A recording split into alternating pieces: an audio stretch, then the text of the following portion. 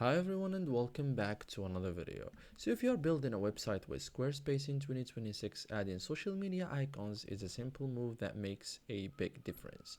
Builds trust instantly, connects your site to your brand, increases followers and engagement.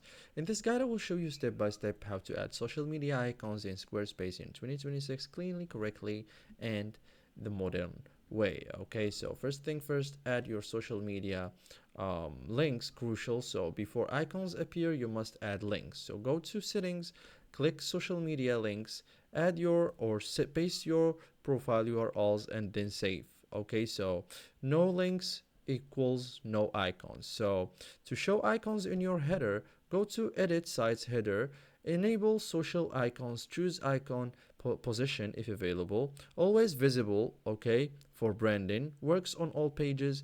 Header icons are the most common setup. Okay, so add social icons to the footer. So for footer placements, edit your footer, add a social links block, icons auto populates, clean, professional, expected by users. Footer icons are a best practice. Okay, so add social icons inside a page. To place icons anywhere on a page, open a page, click add block.